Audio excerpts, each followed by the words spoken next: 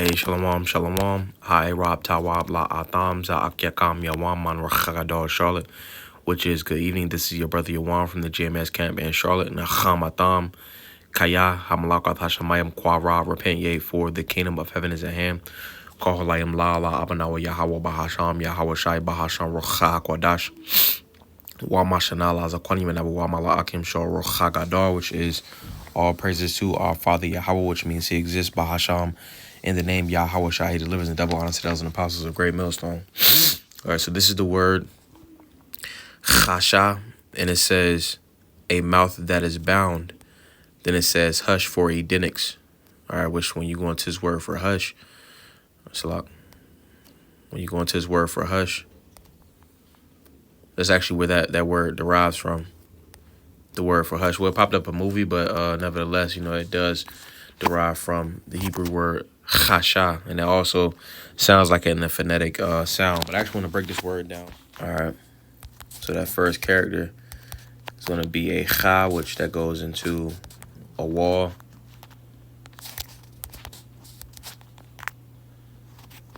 Wa, which is an.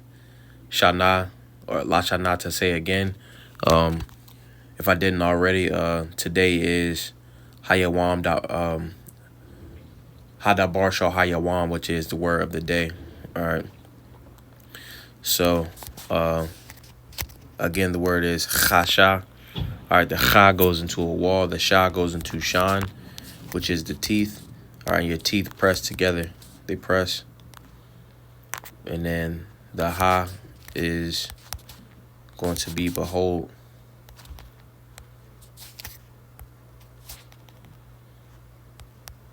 Hana, which is behold.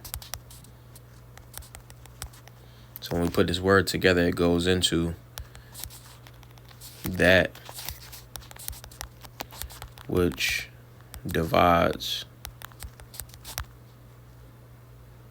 comes together,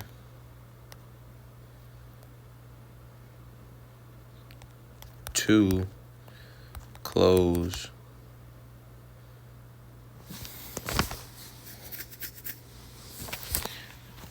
and also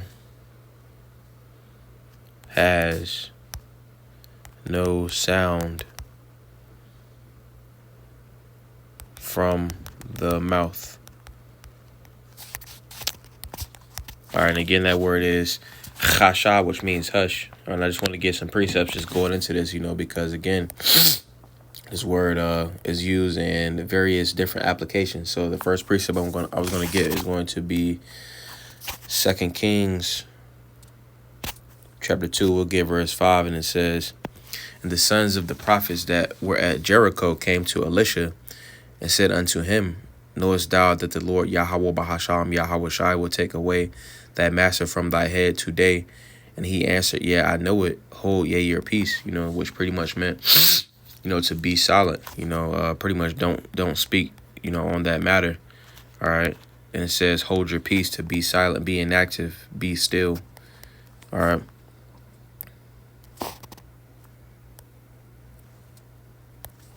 Actually, I'm gonna actually look this up.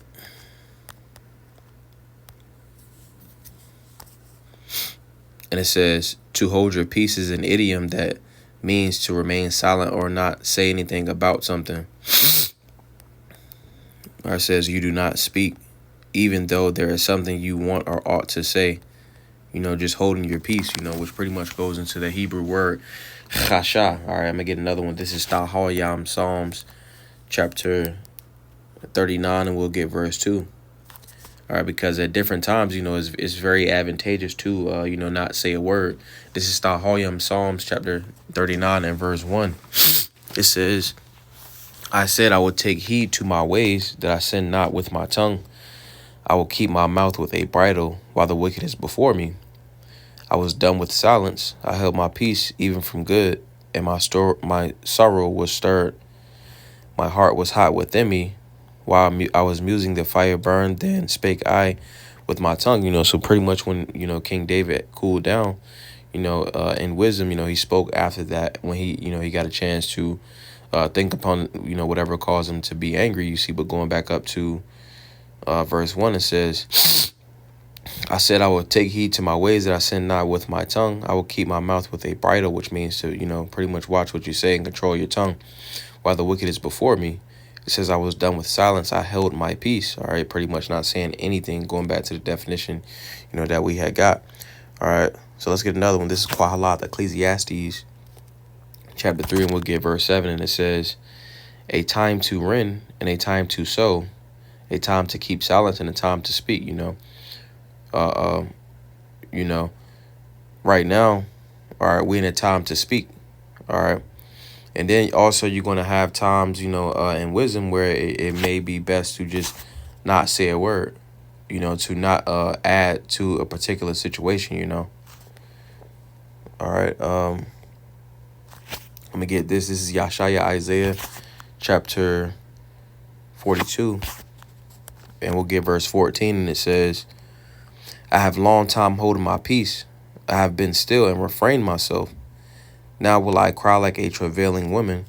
I will destroy and devour at once. You see, so the Lord Yahweh Shai has held his peace, he's waited patiently, in the heavens, and the Lord Yahweh is going to dispatch him to wound the heads over many countries, roughly paraphrasing.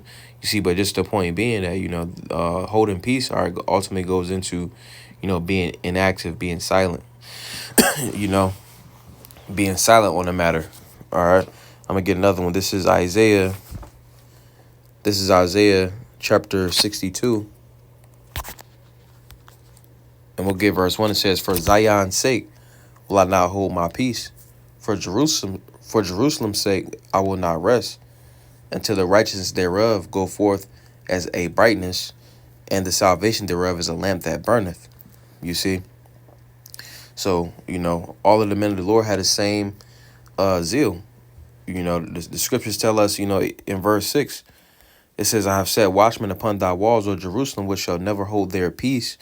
Day nor night, they that make mention of the Lord keep not silence. Hey, all the men of the Lord are in the same steed of not keeping silence, all right, by speaking, again, because to reiterate, we're in the time of speaking. We're in the time of exposing Esau, Edom through the Spirit, All right, so let's get, I'm going to run back Isaiah 62 and 6.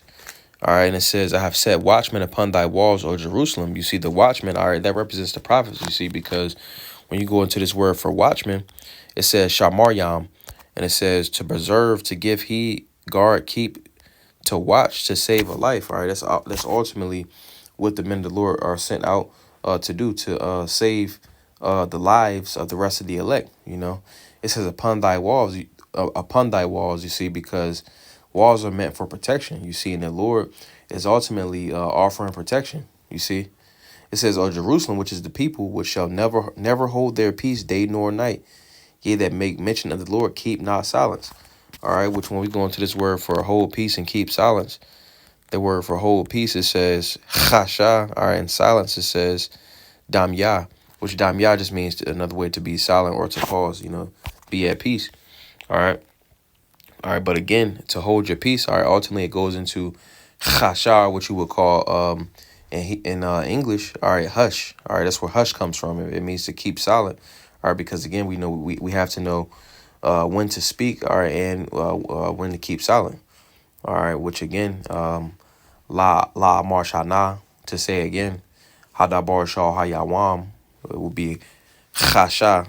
The word of the day was chasha. So I don't want to zaza banayapa. Lord's will, that was a beautiful edification through the Spirit. Wa I don't want to zaza atam yash like latawab. Lord's will, you have a good night. Wa shalom lakam, which is peace.